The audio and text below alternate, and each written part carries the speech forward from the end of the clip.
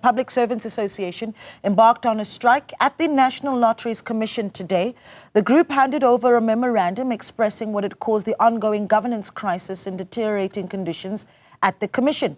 PSA negotiator Zamani Dladla joins us now to give us their perspective. Mr. Dladla, good evening to you. Thank you so much for giving us your time.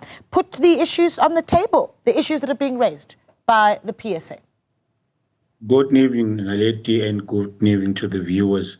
The issues that were put on the table by the PSA is firstly the unilateral implementation of salaries during the 2024-25 by the employer, where he unilaterally implemented 4.4% salary increment for that year against the 7% demand that was demanded by the members of the PSA and other employees. And the other issue was the collapse of the collective bargaining. For the 2025-26, they have once again unilaterally implemented the 6% against the 8.5% that we demanded as PSA members, which symbolizes union bashing and a clear attack on collective bargaining. They don't even wait, Naleti, for the matter to be consolidated at CCMA, and if we deadlock, then they decide otherwise. They just implement what they want to do. And what have conversations between NLC and unions such as PSA looked like? What have those interactions looked like? As I said, Naleti, that they have contributed to the collapse of collective bargaining in that sector. You know, there's also poor corporate governance. Naleti, without undermining the intelligence of our senior citizens, but we are of the view as the PSA that the chairperson of the board, Barney Pityana, who's turning 8 years in August of this year, has served the country, and it is now time for him to go mind his grandchildren.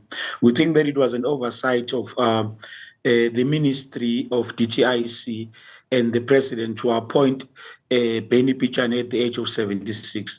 Unless, Naledi, it was a cadre deployment being rewarded for fighting the previous administration, as we know that he was instrumental in the formation of COPE, fighting the Zuma administration back then. But we are there, we are not in politics, but we can see that this is the continuous cadre deployment, you know, which is not right for the Schedule 3A entity, which was established in terms of the Lotteries Act, you know, which its sole mandate is to regulate all lotteries and sport pools with integrity and ensure that the protection of participants, maximize and distribution of the proceeds of lottos fairly and squarely to deserving communities, which is not happening currently. You know, there's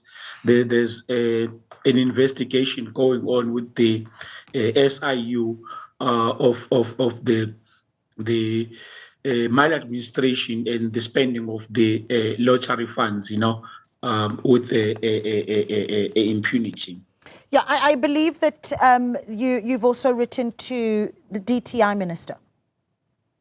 When we marched today from the National Lotteries Commission, we went to the Department of Trade, Industry and Competition, and we handed over the memorandum, which was already sent to his office before we arrived there, you know, detailing these issues that we are worried about. The management is boasting to say that when they gave the employees this 4.4% in the previous year and the 6% last year, the employees are angry because they have closed the taps. But we have seen that they have closed these taps but opened the boreholes because they have enlisted consultants to do the same work that these employees are doing.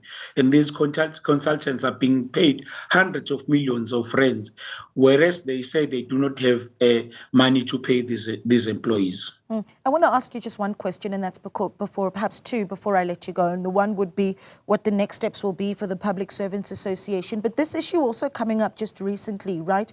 The matter of the minister issuing a 12-month temporary lottery license. And of course, there had been various bidders that were wanting to take over work at the NLC. If you are in support of that 12-month temporary license, I think it's an important issue. And then the matter of the workers, the next step for the PSA. As PSA, we are not in support of that temporary license.